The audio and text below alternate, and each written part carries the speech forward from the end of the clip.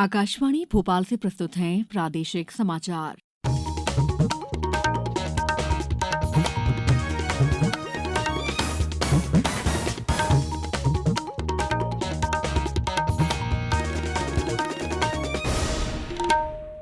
नमस्कार, समाचारों के साथ मैं दीपा सिंह।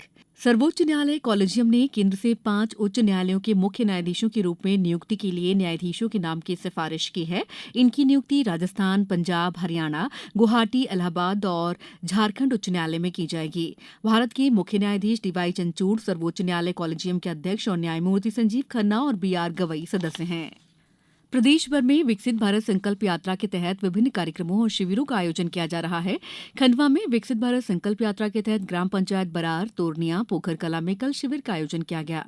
शिविर में विभिन्न विभागों द्वारा अपनी अपनी योजनाओं से संबंधित स्टॉल लगाए गए और ग्रामीणों को योजनाओं के बारे में जानकारी दी गई। कटनी में यात्रा का रंगोली और पुष्प मालाओं से स्वागत किया गया। मुरैना में नगर निगम सीमा क्षेत्र के पात्र हितग्राहियों को जन कल्याणकारी योजनाओं का लाभ दिया जा रहा है। रीवा जिले में अब तक प्रधानमंत्री उज्ज्वला योजना के तहत पात्र 2044 हितग्राहियों के एलपीजी गैस कनेक्शन के आवेदन पत्र भरवाए गए हैं। इन शिविरों में 625 व्यक्तियों को आयुष्मान भारत कार्ड प्रदान किए गए हैं। शिवपुरी जिले में इस समय विकसित भारत संकल्प यात्रा का आयोजन किया जा रहा है। इस दौरान कल शिवपुरी जनपद के पिपरसमा और तानपुर में एक शिविर लगाए गए।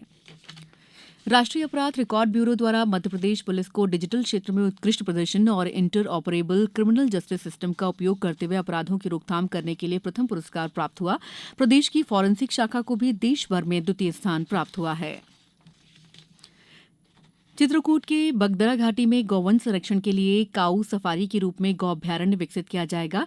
ये क्षेत्र पुराने समय से गायों के प्राकृतिक रहवास के रूप में जाना जाता रहा है। उप मुख्यमंत्री राजेंद्र शुक्ल ने कहा है कि बगदरा घाटी में सड़क के दोनों ओर 20-20 हेक्टेयर क्षेत्र में जंगल क्षेत्र को फेंसिंग कर वन्य प्राणियों से सुरक्षित किया जाएगा। वहीं राजस्व भूमि के 50 एकड़ जमीन पर गौशाला और अन्य सुविधाएं विकसित की जाएंगी।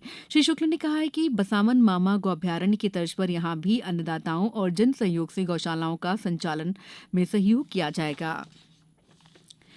भारतीय अंतरिक्ष अनुसंधान संगठन इसरो अगले 5 वर्ष में महत्वपूर्ण स्थानिक खुफिया जानकारी एकत्र करने के लिए 50 उपग्रह प्रक्षेपित करेगा।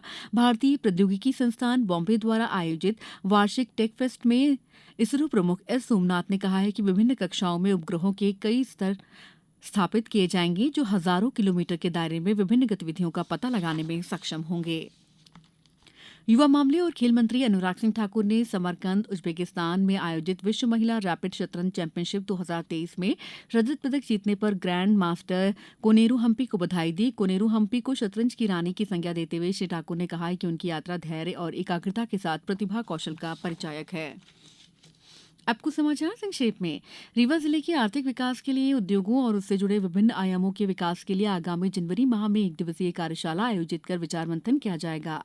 सतना जिले में त्रिस्तरीय पंचायतों के उपनिर्वाचन के लिए ग्राम पंचायतों में रिक्त पंच और सरपंच पदों के लिए मतदान 5 जनवरी को होना है। बैतूल में खरीफ उपार्जन के तहत 17 उपार्जन केंद्रों पर समर्थन मूल्य पर धान की खरीदी हो रही है। छिंदवाड़ा में मानसिक स्वास्थ्य कार्यक्रम के तहत गोधूली वृद्ध आश्रम में जागरूकता कार्यशाला आयोजित की गई। बुजुर्गों को मानसिक रोग संबंधी बीमारियों और लक्षणों की जानकारी दी गई।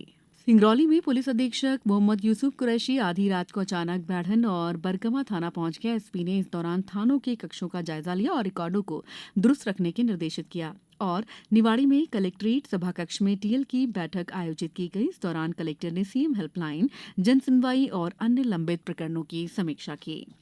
इस बुलेटिन में इतना ही। दीजिए इजाजत। नमस्कार।